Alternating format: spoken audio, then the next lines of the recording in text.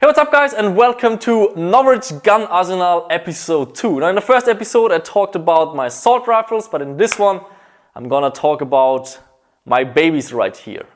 That's the area where I'm specialized to, sniping, and that's the ones that I own, that's the one that I like the most. I'm not really the Dragunov, but the other three of them. So let's get right into it. First, let's start with this iconic gun. My old VSO10. A gun that I used in so many videos, so many fields all over the place. Played in at least, I think, 12 different countries. Shot at people from 12 different countries. Spent a lot of time on planes, and yeah, it's a travel gun. And it's the gun that made this channel to what it is right now. Started as a Tokyo VSO10 Pro Sniper. And externally, it is still stock more or less. But internally, everything is changed. There is not much left, so the entire cylinder unit is exchanged, the trigger parts exchanged, hop-up chamber, barrel, hop-up, magazine, even the button right here is exchanged. Yeah, there's not much left. I did do some modifications externally to the gun because I never really liked how it hangs in your sling when you drop it.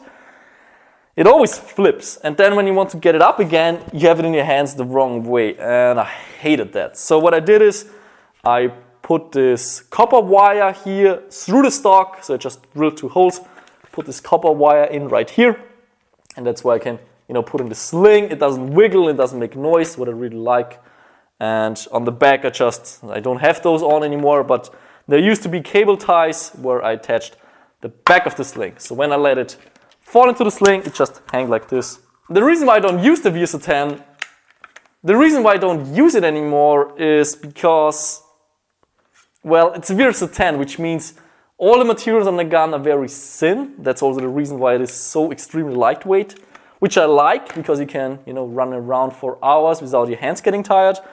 But it is also a big turn down because when you fall with the gun, it's going to break. Like you're going to bend the auto barrel. That's actually why I have a black auto barrel on there, because the original auto barrel, I fell on it, it bent and I couldn't use it anymore. It also bent the inner barrel, by the way, so that broke. And then all the threads on the gun are pretty much done because I disassembled it a quadrillion times. And yeah, if you look at the gun, it went through quite a lot of stuff. We have those deep scratches inside the ABS plastic right here. The trigger guard broke on the back. The threads here on the receiver broke. Yeah, it was time to retire the gun. Now the reason why I didn't buy a second VSO10 and upgrade it again to have a new one with good threads again and where nothing is broken like on this one is because there were a few things that always bumped me about the VSO10. And those were things that I implemented into the design of the SSG24. Those are small details, but in my opinion, very important details. So first, on the SSG, I made sure that it's sturdy, so if I fall, nothing breaks. Then, what I also always didn't like about the VSR is when I took out the magazine, one BB ejected, and also I could never see how many BBs I have left. In the SSG, I can just have a look in the magazine, and it tells me what's my magazine capacity. Then another turn down was the hop-up chamber, because I had to adjust the hop-up from the inside, which means you have to take out the magazine in the field, you have to rack the bolt back, you have to take out your Allen key, adjust it, try it, then if it doesn't shoot straight, redo the process again. And in the field, you don't really have time for that. Now, a lot of people will say you can adjust it in the beginning of the game, but that's usually not true. Because once you shot 100 BBs through the hop-up, it works a little bit different, it affects the trajectory a little bit different. Also temperatures, if they raise during lunchtime, you have to readjust the hop-up. And it was just a pain in the ass with the Allen key. Now you could also use the stock hop-up chamber from the VSO10, but it has the adjustment only on one side, which makes the BB go to the left, and that's something that always bumped me. So that's why in the end I changed to the SSG.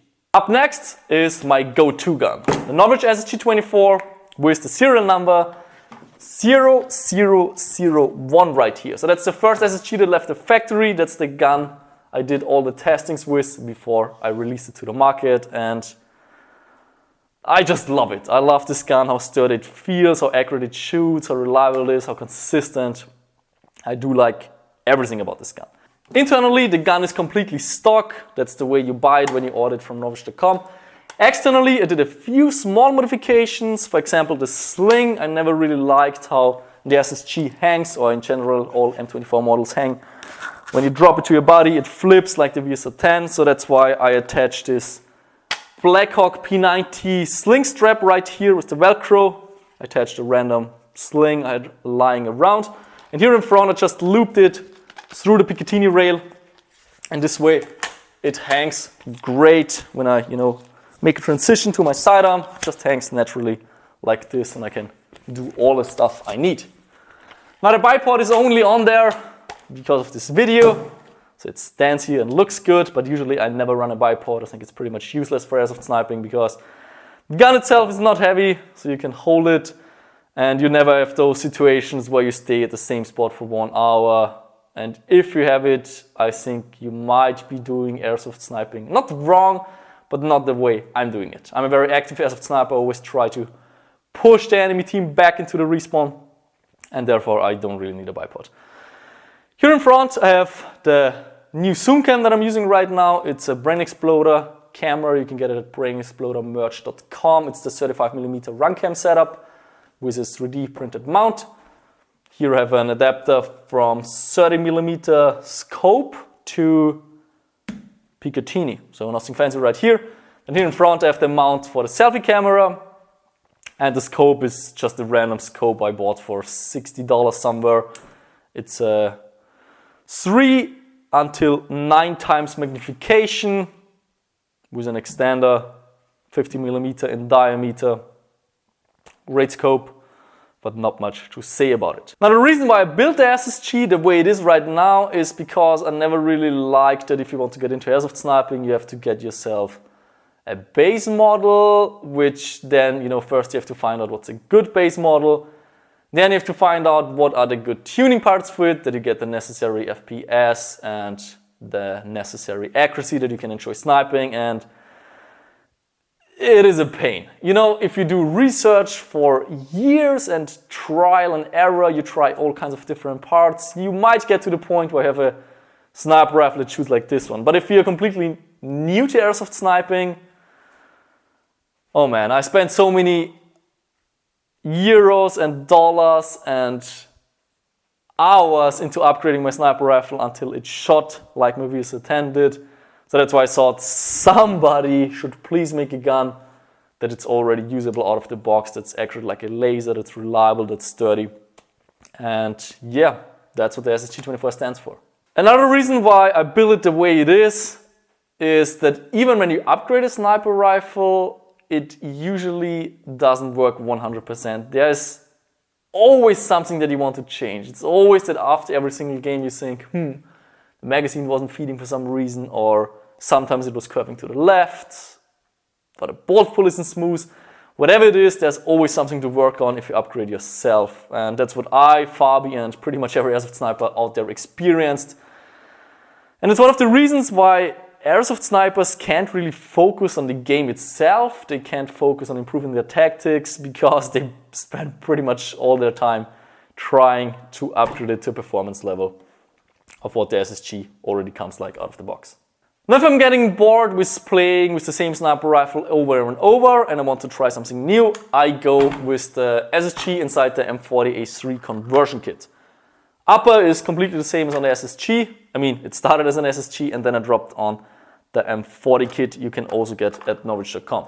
So accuracy is completely the same, reliability is the same, it's the same parts, and you just screw in the stock and it's an M40. Now what I like about the M40 stock is first the option that I can mount my zoom camera directly onto this rail, which is also available separately.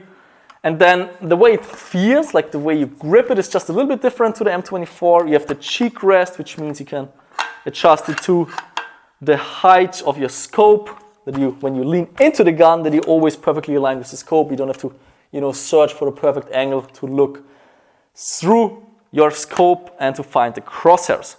Then you can also adjust, obviously, the length to pull with those butt plates here. And the grip is angled in a very aggressive angle, almost 90 degree, which lets you, pull the rifle into your body and to stabilize it a little further. Then you have those patterns right here, those structures, which gives it a very nice grip.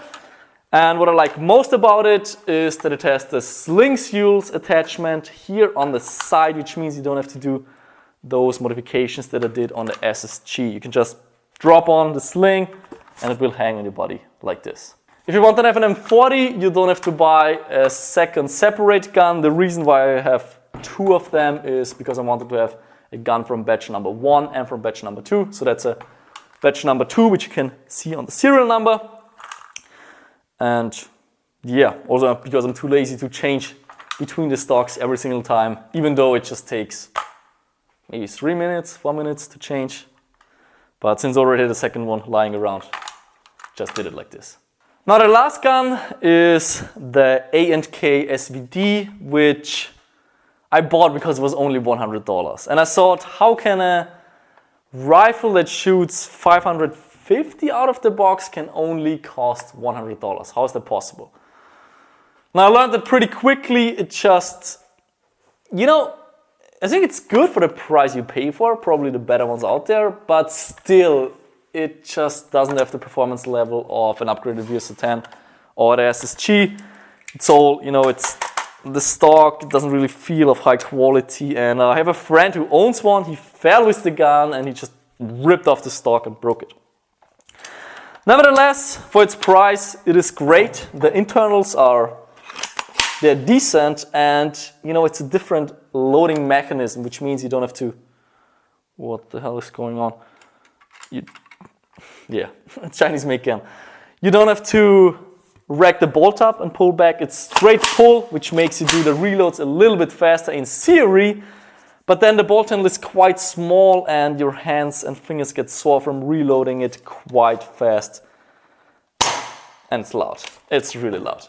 But I like that you can open it quickly, like this, and I like that it's only $100. I did some modifications to the gun. I made it shorter because the original SVD it's too long. If it hangs on your body in the sling, the barrel is already touching the ground if you're the same size as I am. So I didn't like that. That's why I shortened the barrel here with a Dremel, because back then I didn't have a lease. The inner barrel of the A&K SVD, it's insanely long, and I think the cylinder volume doesn't support it, so it's better for, consistency-wise and efficiency-wise to cut the barrel down anyways. Reliability-wise, I'm not a big fan of it, mainly because the magazines are not consistently feeding, and sometimes it's double feeding. Maybe I just received a lemon, I don't know. Let me know your experience with this gun. Then I also don't like that the back pad here is out of metal, so every time you pull, your shoulder gets sore, after a few hundred shots. And then what I also don't like about it is that it's just not as consistent as my upgraded VS10 or the SSG. I don't know what it is, because the hop-up chamber looks quite good. It's actually made from aluminum, which you can see right here. And it's top dead center, which means you can adjust it with an Allen key, which is not a bad thing, but you need an Allen key to adjust it, which kind of sucks, I think. I played with it for one game, but I don't know, I just didn't feel like it. It wasn't accurate. Then I had the feeding problems, and since then it's just lying on my shelf collecting dust. Hope you guys enjoyed this rundown of my sniper rifles, which are, my go-to guns. That's what I love doing, that's why I'm here. Now if you want to see me talk about my assault rifles, links in the video description, and I'm gonna make a video about my pistols also very soon. If it's already out, the link will be also in the video description, but if not, it's going to come out in a week or two.